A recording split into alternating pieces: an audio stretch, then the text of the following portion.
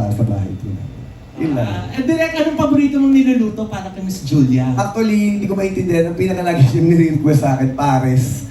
Oo, simple lang naman. Kasi si Jules talaga yung magaling talaga sa magluto ng mga Filipino food sa mga Spanish food. Yung Yun ang ano niya. Cuchinillo mo rin. Magaling siya mag-lechon.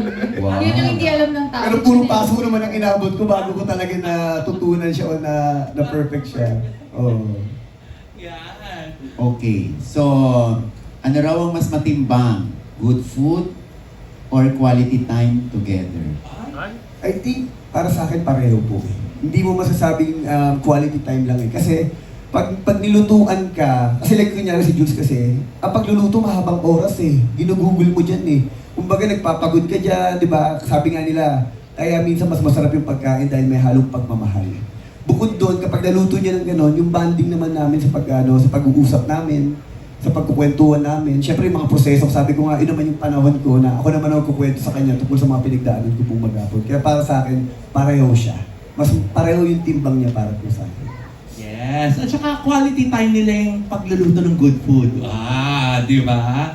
Mula naman ay kay Ms. Chad Rosetta ng Manila Fed. Ayan daw po. Sa dami daw po ng pinagdaanan ninyo bilang partners, on-screen and off-screen, paano nyo daw po ma-define ang isang perfect match?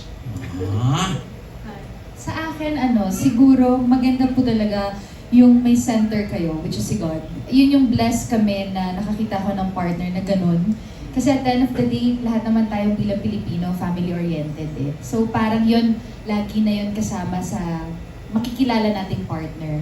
Pero yung talagang sa kahit anong mangyari, ups and downs sa buhay natin, pero yung nasa sentro mo si Lord, yun yung pinaka-blessed ako kay Coco.